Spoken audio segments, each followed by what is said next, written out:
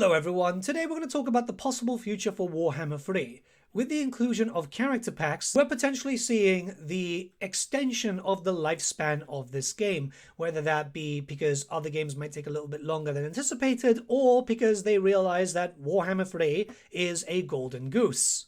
Character packs have been hypothesized for a while. Hell, I've been talking about the potential of character packs since 2021. Smaller DLCs, which could potentially make DLCs come out a little bit faster and hit targeted areas. But the question now stands as, where do we go from there? The Warhammer Fantasy world, represented by the Immortal Empires, is absolutely massive, and hopefully it'll be increasing in size as time goes on, if Creative Assembly listen to the fanbase at least. And there's loads of different races and factions. Generally, we've benefited from DLC race packs or multiple sequels to be able to get more and more, but the problem is, it looks like that age is coming to an end. We don't know if we're going to get extra ones like Ind, Koresh, and the rest, maybe even the Dogs of War, but a DLC format could actually come into play, very similar to that of character packs, which is smaller and more targeted, and it could actually just bring in extra factions to play, adding as additions to already available races, alongside being its own separate thing. Because when you look at the playable races, you kind of see them for what they are. You know, the Empire, mostly human, the Warriors of Chaos, or Norsca, mostly just humans and mutants, but there's a lot more to them that can be expanded upon with the effort of increasing the replayability for each of the factions, but also having sub-factions for extra gameplay. We've spoken about sub-races in the past, but now that Creative Assembly have confirmed the character pack situation, hopefully this is something that they're continuing to evolve. Sub-races need to be talked about again, so that can now start being hammered into CA's head. If we're not going to get, say, for example, Ind and Koresh, they need to look at other stuff that can keep this game going. And, well, in most cases, the fact is that the Warhammer Fantasy world is nowhere near complete, and we need to see more of that. So let's talk about the Fimir, for example. They're a long-standing race in Warhammer Fantasy since pretty much 3rd edition. Yeah, that far back. They've been represented in Total Warhammer thanks to the DLCs for Norsca, basically. And it's a bit of a shame that they're not really interpreted as their own thing. We have a spellcaster and a melee hero alongside 2 units and a unit of Regiments of Renown, but there's actually a lot more to the Fimir. In fact, if you go into like older lore, you can find details on, for example, a warlord for a lord option, Mera for a wizard, and there have been a decent amount of named Fimir throughout the history of Warhammer Fantasy roleplay too, alongside other units that we just don't have in just yet. Demonomaniacs, Fianna Fims, Fimir warriors, and like swamp demons. There's talks about that, but not a lot of details there.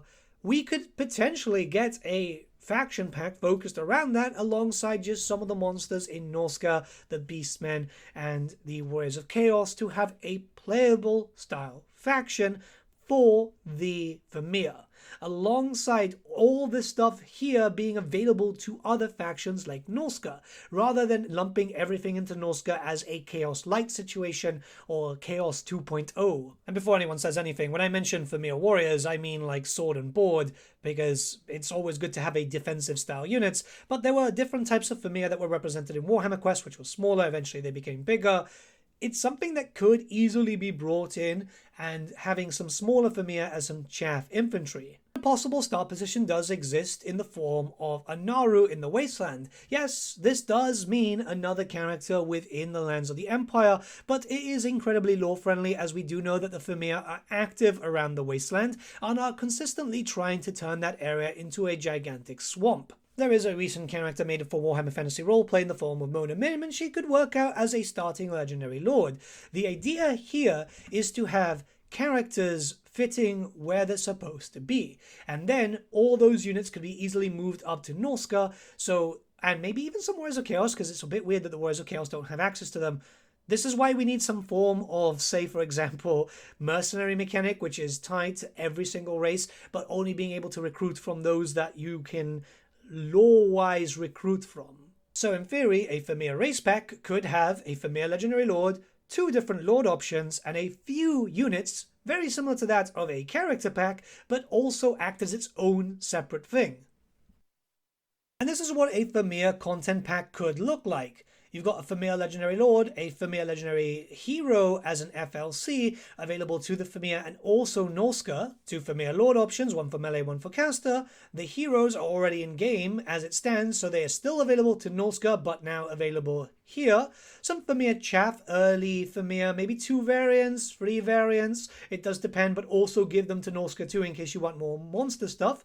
The Fimir Warrior Sword and Board coming in, available to the Fimir, the Norskans, and also the Warriors of Chaos, right? Because that kind of makes sense. Some Fimir range units. So javelins, just to kind of give a basic range. They're not supposed to be ranged. They're supposed to be more magic and, well, melee focused. The Fimir are very well known for that. Add in some monsters from the Warriors of Chaos and Norska just to kind of fluff up the stuff. Now, there was also some concept art. We know of some concept existing. It's just never been shown publicly, I guess.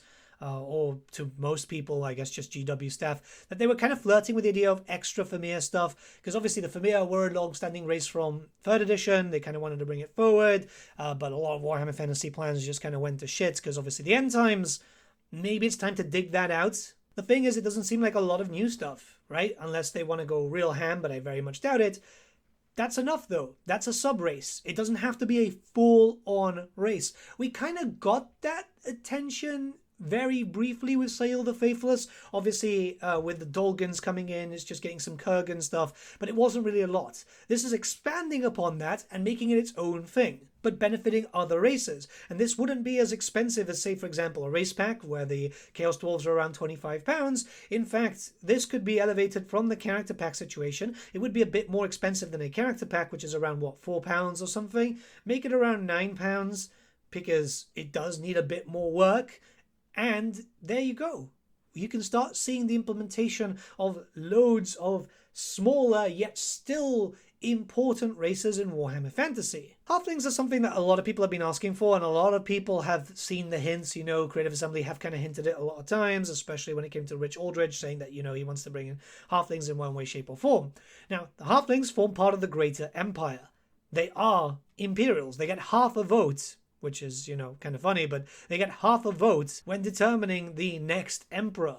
And I think it's important to have the Halflings implemented and going full on ham with it, where the Halflings would be, by all extension, a Empire DLC. You'd get a Halfling character, which would be able to be used there, and have a full-on faction, which, if they really wanted to go ham with it, they could actually do quite a big roster with its own start position in the moot, but it could also just be those units being pushed into the Empire. Sure, it's going to be a very niche DLC, but those niche DLCs with a full-on start position could actually end up being quite cool. Again, faced in the Empire, which kind of sucks, but there's only so much when it comes to that, right? The Halflings are always found within the Empire. And your first enemy would be Vlad, so good luck. There is also a full-on Halfling roster that you can take from 6th edition. I think it was 6th at least. And there's enough to have something really fun there. It would be very memey, and it would be kind of useless units, but the challenge would be there. How long could you survive against Vlad if you decide to play as the Halfling? If not, with the Empire, you just do basic Confederation, as like with the rest, and there you go. You've got access to certain specialized units that could work out for you and could be quite cheap to run in multiple armies. Another example is one that I talk about regularly, the Hobgoblin Carnates. We have Hobgoblins in-game, but they're not the same ones. In fact, the actual only Hobgoblins that we have from the Hobgoblin Carnates are the Regiments of Renown. You can tell that stylistically they're very, very different. Games Workshop themselves have been kind of hinting that the Hobgoblins are very, very active throughout the period of the Old World, so it's something that could end up being some good cross-promotion. A full-on Hobgoblin sub-faction using the same rig and animations from the stuff already available, but updating them to look more like the actual Regiment of Renown troop, and obviously more stylized in that format, more Mongol. This would be more like a reskin DLC, but it's something that could be entirely possible, because it wouldn't be that expensive to do, right? Introducing some unique stuff. Again, there was talk of Hobgoblin stuff for a previous box that never got made, I think for around 5th edition, I think was the plan, and just kind of use that concept, bring it in, bring it forward, update it, make it modern, and then just have a lot of fun with it. The only problem that I see with a Hobgoblin thing is that there's not really a start position for them unless Games Workshop allows Creative Assembly, or Creative Assembly actually requests it, we don't know if that's a thing, to expand the map forward, which is quite important. If a Dogs of War DLC ever actually gets made, because we don't know at this point, it could be that we could get Dogs of War as mercenaries, but then we could see these little sub-race packs being introduced for Talia and Estalia, which is basically reskinning some of the troops to look more Spanish or Italian, depending on what faction it's for, and then adding in some unique stuff, which then further gets added in to the Dogs of War. Think of it as a ever-expanding sequence here.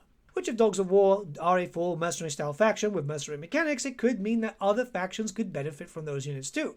Empire, Bretonnia, High Elves and stuff, recruiting from them if they need it. That's depending, once again, what their plans are for Dogs of War, if that's still in the plan, because it's kind of confusing. Stuff consistently shows up in the game files, and then nothing really changes there, which is strange. Very, very strange. I just wanted to give some examples because this is something that I feel could be the next step forward after they solidify what happens with character packs. Bashiva is likely the big test, right?